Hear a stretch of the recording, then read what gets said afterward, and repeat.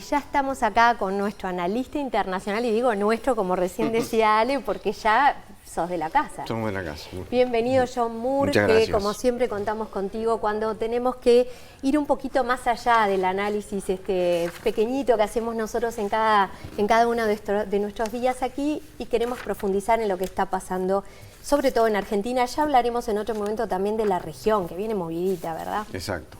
Hoy vamos a avanzar con Argentina. Argentina y la situación actual, también contándonos un poquito cuál es la situación en este momento, pero de dónde viene toda esta cuestión, que hay una raíz que va mucho más allá de un conflicto solamente de lo que es actualidad, lo que pasa a nivel internacional y político también. Exacto. Yo diría que lo que estamos viendo en Argentina, una vez más, es la manifestación de un problema de fondo, que es un problema moral, es un problema valórico y es un problema cultural de cómo ejercer la política. Y eso es un sello distintivo, lamentablemente muy negativo, que tiene la Argentina, y que yo diría que si tomáramos un periodo histórico, yendo del regreso de Perón en 1973 a la Argentina, hasta hoy, podemos darnos cuenta básicamente que el común denominador es una historia de fracasos en materia de, sobre todo, de políticas de Estado, es decir, de que un gobierno consolida determinado conjunto de políticas para estabilizar al país, darle una base de crecimiento, y que el siguiente gobierno de otro signo político mantenga esa política de Estado y la profundice y progrese sobre esa profundización. Eso en Argentina no ocurre, no viene ocurriendo. Pensemos en lo que pasó, obviamente, desde el momento de que fallece Perón, la reemplaza su entonces señora Isabelita, el caos generalizado que había en Argentina en ese momento, una guerra, prácticamente una guerra civil, la dictadura que viene después, con un pésimo manejo de la economía, el triunfo, la llegada de Alfonsín con un gran nivel de esperanza en cuanto a reformular la política, sobre todo, ¿no? Y ni hablar de recomponer una economía que estaba muy complicada, y sabemos cómo termina Alfonsín, entregándole un país en llamas a Carlos Menem. ¿Qué hace Carlos Menem?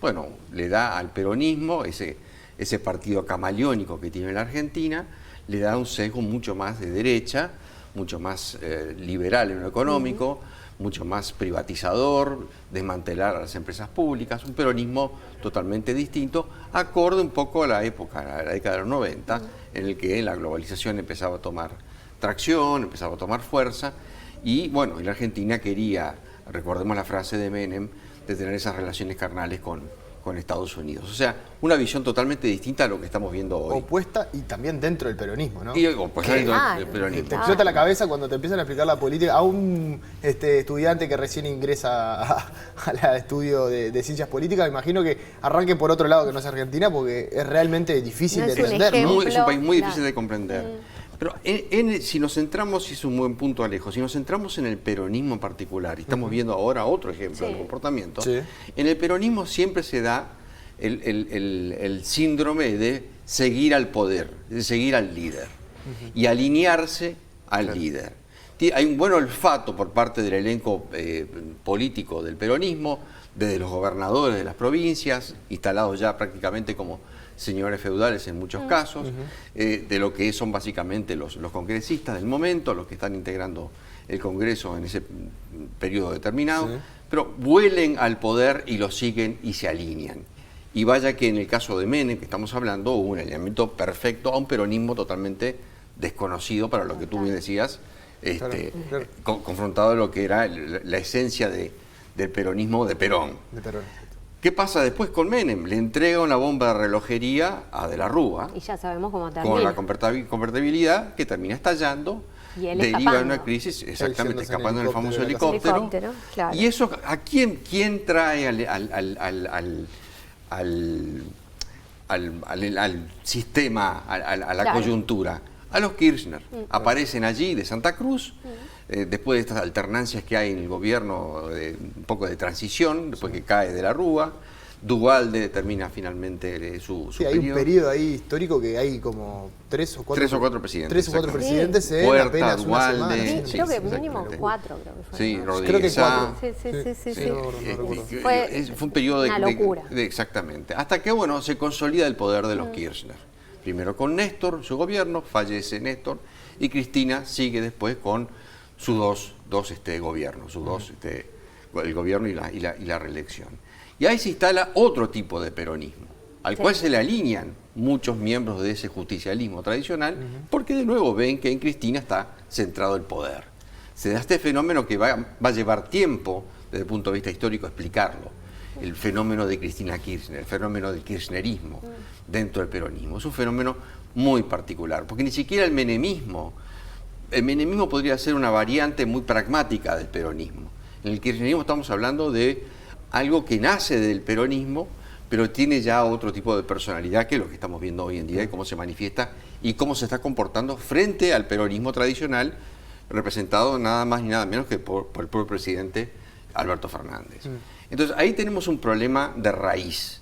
Y es un problema de raíz, y al ser un problema de raíz es de muy difícil solución. Claro. Porque es una manera de hacer política nefasta en ese sentido. ¿Y qué pasa? Imaginemos a un paciente que está con un cuadro de septicemia grave, está monitoreado, su cuerpo está cubierto de sensores, y lo que se está discutiendo hoy es la fiebre. Si la fiebre aumenta, baja, sube. Pero hay que ir atrás, claro. Y por la fiebre estamos hablando de la inflación, estamos hablando del dólar paralelo, pero en realidad la causa fundamental es la política, la forma en la que se está ejerciendo la política hoy en Argentina. Y eso genera desconfianza en los mercados, desconfianza en los inversores, desconfianza en los propios empresarios en Argentina. Es decir, con ese sistema, con esa forma de hacer, con ese modus operandi de hacer política, es muy difícil que un país sea viable. En el medio también hay que mencionarlo, que es la presencia de Mauricio Macri, ¿no?, en la presidencia, que venía a ser una especie de un camino lateral a los Kirchner, con una población desencantada ya. Exacto. Con millones de dólares que se habían perdido en la obra pública, los bolsos en las iglesias que pasaban de un lado para el otro, un montón de hechos que obviamente cansaron a la población argentina. Llega Macri, pero tampoco cumple con las expectativas. Hay una renegociación con el Fondo Monetario Internacional que tampoco termina de convencer, y hasta el día de hoy lo está renegociando por parte de Alberto Fernández. ¿Cómo analizás vos esa presidencia de Macri? Es una presidencia fallida, es una presidencia porque estuvo cargada de grandes expectativas, pero el problema es que el legado que recibe Macri por parte de los dos gobiernos de Cristina Kirchner realmente fue muy pesado. Y 4 años le dio realmente para poder levantar ese peso. Se vio obligado, como tú decías, a endeudarse con el fondo, 44.000 millones de dólares aproximadamente, porque tenía que, justamente, por decirlo en forma coloquial, tapar el agujero que una pésima administración por parte del gobierno de Cristina Kirchner había dejado. O sea, recordemos además que en los mejores años del kirchnerismo, coincide el boom de las commodities, y ahí hubo un derroche de recursos por parte del fisco argentino, que es lo que después Macri tiene que enfrentar. ¿Y qué pasa? El fenómeno que estamos observando, que observamos con Macri, por ejemplo, por parte del electorado, es un fenómeno que lo hemos conversado aquí inclusive, se está viendo en otros países, que es la impaciencia que hay con respecto al electorado. El electorado no le da tiempo a una administración para poder solucionar los problemas que la administración previa le ha dejado.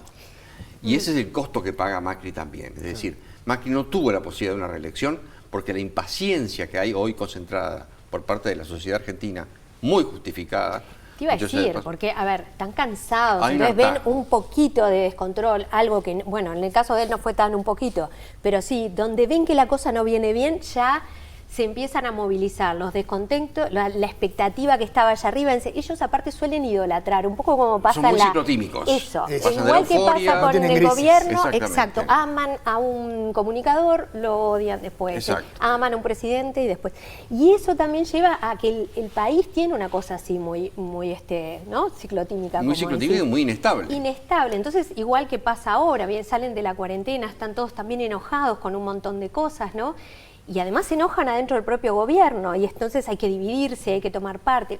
Parte de eso también es raíz de toda la cultura, ¿no? De esa cultura de hacer política, exactamente. Por otro lado, lo que estamos viendo hoy aquí con mucha preocupación, hay 2 grandes crisis. Antes de hablar de la crisis económica, que es el síntoma final, es la fiebre. Es lo que se puede ver, ¿no? Pero la septicemia, el cuadro infeccioso, está básicamente en la crisis institucional que hay cocinándose hoy, gestándose hoy en Argentina, la crisis de gobernabilidad. Tenemos un presidente que está perdiendo su legitimidad en su cargo. De mano de su propia compañera de viaje. Exactamente, de su propia vicepresidenta, que es la que realmente está tomando cada vez más el poder efectivo.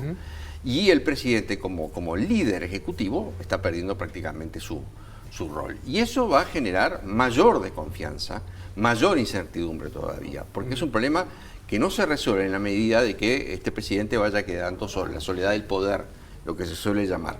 Y lamentablemente todo parece indicar de que Alberto Fernández está entrando en ese túnel de soledad de poder y allí se va a producir inevitablemente un vacío. Y ese vacío, ¿quién lo va a llenar? ¿La propia vicepresidenta? Con los problemas de credibilidad que tiene ya, con los cuestionamientos que tiene, con causas judiciales que están activas hoy, en medio de una incertidumbre que esta nueva ministra de Economía todavía no va a poder resolver, porque ella también es víctima de esta disfunción política. Exactamente. O sea, cómo poder llevar adelante, primero, los compromisos con el programa del Fondo Monetario, más todas las reformas necesarias y urgentes que hasta el propio Fondo Monetario le está exigiendo al gobierno argentino que tiene que implementar, porque la urgencia aquí es un factor fundamental para bajar, bueno, lo que es primero las expectativas de inflación y la disparada del dólar, y por otro lado, llegar a sincerar algo que, rompe los ojos, una devaluación. O sea, se tiene que inevitablemente devaluar, porque la única variable que no cambia todavía, que se mantiene ahí firme mientras todo lo demás está deteriorándose, es el dólar oficial, y es el peso oficial, y tiene que devaluarse. O sea, el peso tiene que devaluarse, y eso es un sinceramiento que la sociedad argentina va a tener que lamentablemente asumir como forma de una resolución de mediano a largo plazo. ¿Más de lo que ya está? Sí. Ya está contenido. Decinos para que podamos todos entender. En este caso de esa gran devaluación, esa devaluación que va a continuar, más la caída de los bonos, más el estilo de la nueva ministra, que no sabemos todavía cómo va a actuar, pero que trae algunas líneas que vienen de cómo ella no solamente ha criticado las políticas de gobierno, que se ha visto ahora un montón de información recuperada de todo lo que ella venía criticando de alguna forma de las gestiones anteriores, la de Macri por supuesto. ¿Cómo ves vos y cómo nos podés contar que esto impactaría en Argentina, pero cómo podría también llegar a impactarnos a nosotros esta devaluación y las medidas que se espera que tome? Primero, lo que tú muy bien decís, hay un signo de interrogación hacia dónde va a dirigirse en su política económica. ¿A quién va a obedecer? ¿A quién va realmente a tomar en cuenta en cuanto a las directivas, a las primeras medidas fuertes que va a tener que aplicar? Porque se dice que es de la línea de Kirchner, por lo que te corto. Exactamente. De Cristina, perdón. De Cristina. Si va a seguir por ese camino, bueno, el horizonte gasto del Estado, una de las cosas. Es bastante oscuro, por decirlo de alguna manera, porque ya es agravar una situación que ya de por sí es grave.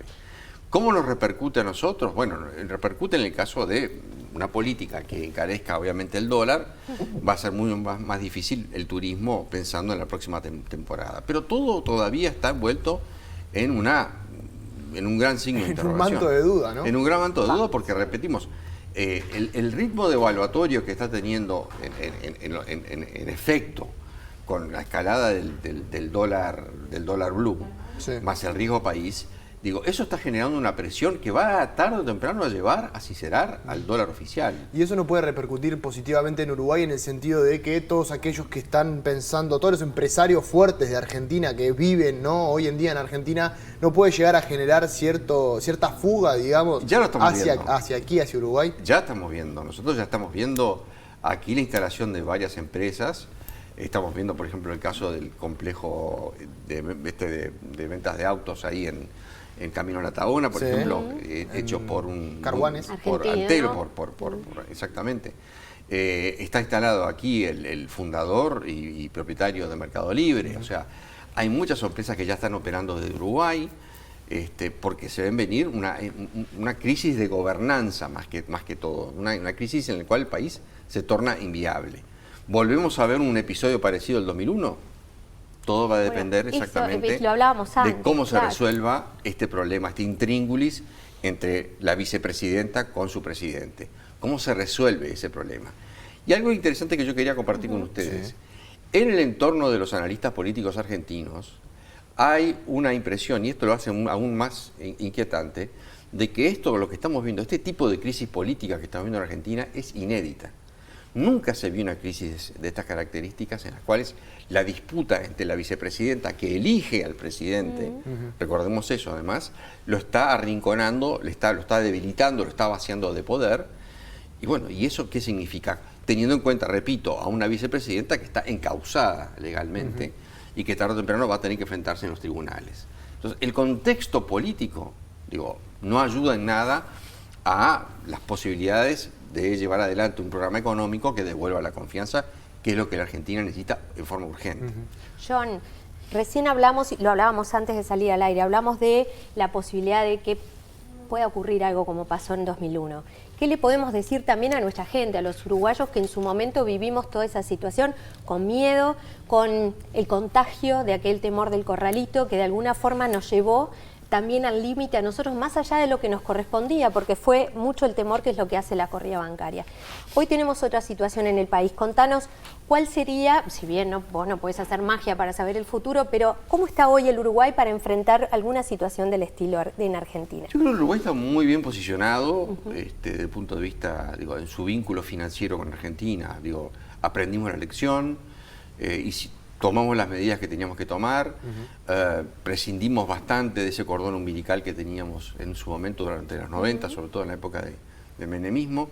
Estamos mucho más preparados para enfrentar una situación en ese sentido.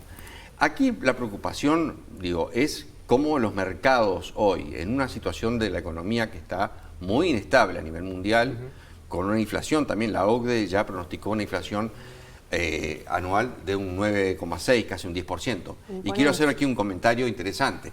La inflación de Argentina está pensada que puede llegar a alcanzar el 94%. O sea, imagínense la relación de un 10% de inflación anual considerado por la OCDE, una de las principales autoridades económicas del mundo, como algo ya muy preocupante. Imagínense la relación con Argentina hablando de ese porcentaje de inflación en forma mensual. Entonces, una locura. Estamos hablando de una situación, digo, ingobernable en ese sentido. Pero yo creo que, volviendo a lo tuyo, el Uruguay está en muchas mejores condiciones para hacer frente a una eventual escalada de la crisis en Argentina a los niveles del 2001. Creo que es un mensaje tranquilizador, totalmente, ¿verdad? Porque siempre en estos momentos nos ponemos todos muy nerviosos y podemos cometer el error de generar lo que sí nos lleve, ¿no? La profecía autocumplida, aquello de terminar produciendo algo que no se hubiera producido si no nos asustaba. Exactamente. Bueno, vamos a ver cómo continúa toda esta situación. La seguiremos de cerca, obviamente, teniendo contacto contigo, John. Y lo mismo también para las diferentes cuestiones que están pasando en la región, tema Chile, tema Colombia, que Brasil, obviamente que se vienen el Mercosur, este año. la presidencia pro tempore también de Uruguay al frente del Mercosur. Así que te recibiremos seguramente más adelante. Muchísimas gracias por estos minutos. Gracias a ustedes.